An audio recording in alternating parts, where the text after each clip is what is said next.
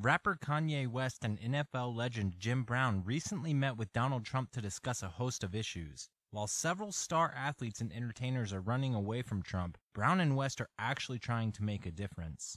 After Charlottesville, after the controversy over the NFL flag, there's been a sense among some that President Trump has only made the racial divide in this country worse. Well, look, let me tell you something about race. Race is the most misunderstood in this country. So I'm not trying to get into a controversial situation. I'm not speaking for the president or anybody. I speak for myself. And I gave him my respect. And if he calls, I'm going to come back and work with him to make things better for people in this country. Trump actually reached out to NFL national anthem protesters regarding criminal justice reform and asked them to propose pardon recommendations. However, the players wrote a New York Times op-ed essentially rejecting Trump's proposal. The players deemed it more important to resist Trump than to get people freed from prison, like West's wife Kim Kardashian did. Alice Marie Johnson, you see her here rushing into the arms of relatives, was released after 21 years in prison. She was sentenced to life for a first-time nonviolent federal drug conviction, and you'll hear from her momentarily. Today, in the sixth act of executive clemency of his administration, President Trump commuted her sentence. It came after Kim Kardashian West lobbied the president on her behalf. The posture taken by the players is indicative of the left's overarching attack on social norms. You cannot be civil with a political party that wants to destroy what you stand for, what you care about. That's why I believe if we are fortunate enough to win back the House and/or the Senate, that's when civility can start again. For example, the left now views the national anthem as a contentious issue when it used to bind together all Americans. That's something Jim Brown understands. We should never denigrate our flag and our national anthem. We should always be Americans first, and we should work our butts off to do the right thing and make it a better country. But to not respect your flag and your national anthem is something that I would never do. Burgess Owens, who won a Super Bowl with the Oakland Raiders, is another former player who's been critical of Colin Kaepernick and the protest he ignited over 2 years ago. Here we are in the third season, and the NFL has not figured it out yet. And we've talked about this before. Of course, the players are doing what they believe is the correct thing to do. It's up to the ownership to set parameters, make sure these players know what is right and what's wrong. We now just have Nike, for instance, just joining this fray. And as we see a little bit less probably of the kneeling, we're going to still see the narrative by Nike. And that is a Marxist who's going to be the face and commercial in NFL games from this point moving on.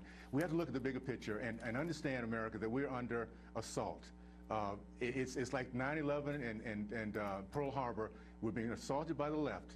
And we need to understand who they are. They're globalists, and they're leftist globalists. The worst thing that we can happen to our country is to let them get away with it, not understand what their long game is. It's not America, it's not patriotism, it's profit and politics for them. Kaepernick's radicalization into far-left thinking directly traces back to his taking a critical race theory course at Berkeley.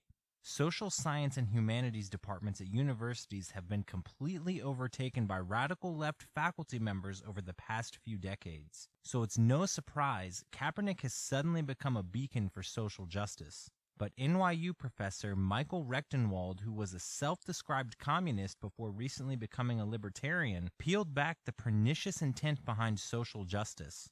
Do you believe there is good social justice? Not.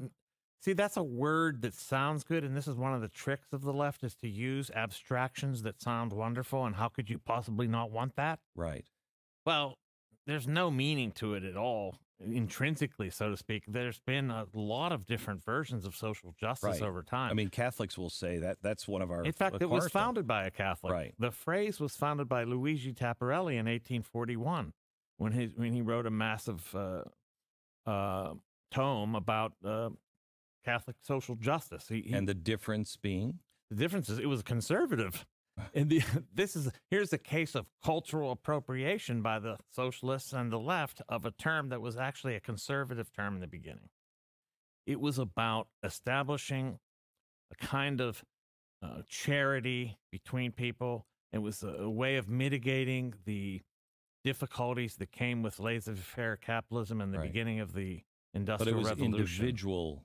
It was all based on individuals and small groups undertaking charity to try to mitigate the hardships of people on the bottom, but not about equating them or making a equality in real time and real life. Once Rechtenwald spoke out against leftist dogma, he instantly became a pariah at his own university. He also worries that the mainstreaming of these radical leftist policies are trickling down to K through 12. We don't change course. Mm-hmm.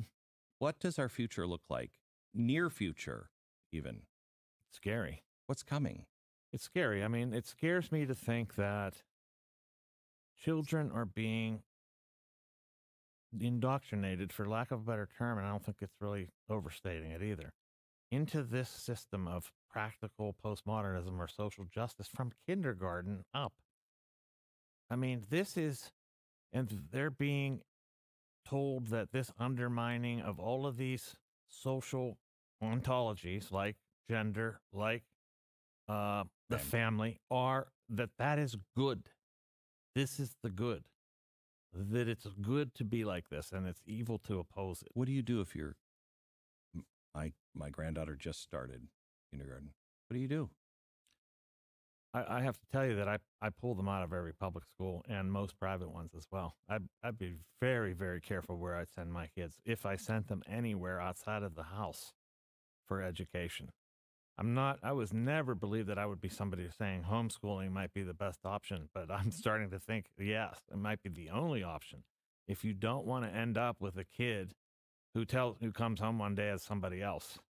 The fact that Jim Brown and Kanye West dare to think differently has opened them up to vicious attacks from the left. A panel on CNN savaged West for his meeting with the president.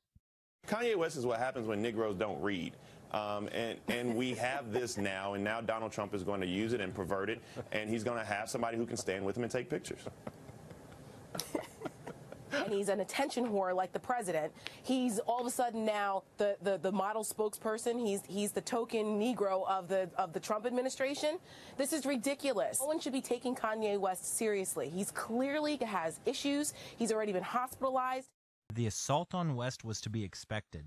In an old C-SPAN interview, Dr. Thomas Sowell, a prolific author with economics degrees from Harvard, Columbia, and the University of Chicago, talked about the phenomenon of black people being attacked for going against the prevailing leftist narrative. You've mentioned a couple of times how you say things and think differently than others, and I want to read it. It'll take me just a minute here to read this paragraph and ask you to explain it further. This is deep in the book, and when I read it, it kind of popped out, and I wanted to ask you what you meant by all this.